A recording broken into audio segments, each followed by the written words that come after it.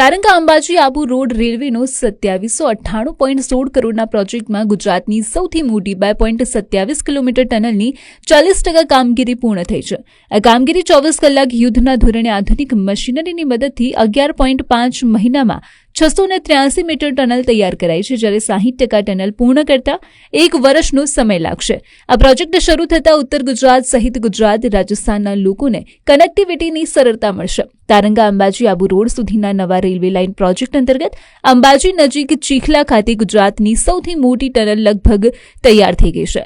આ ટનલની કામગીરી 40% પૂર્ણ થઈ ગઈ છે. રેલવે સૂત્રોનું માનીએ તો અંદાજે 2028માં પ્રથમ રેલવે પાટા ઉપર દોડાવી ટેસ્ટિંગ કરવામાં આવશે. અંબાજીના ચીખલા સિવાય પોશીના તાલુકામાં 2 હોલ્ટ સ્ટેશન બનશે. પોશીના તાલુકામાં પેટ છાપરા અને આંબા મહુડા એટલે કે હોલ્ટ એમ કુલ 2 સ્ટેશન બનાવવામાં આવશે. આ ઉપરાંત તાલુકામાં 8 મેજર બ્રિજ નિર્માણ પામશે. 1 રોડ ઓવરબ્રિજ બનશે અને 6 અંડરબ્રિજ બનાવવામાં આવશે. હાલમાં અંબાજીથી આબુ રોડ વચ્ચે અલગ અલગ ટનલો કુલ 14 કિલોમીટરની રહેશે.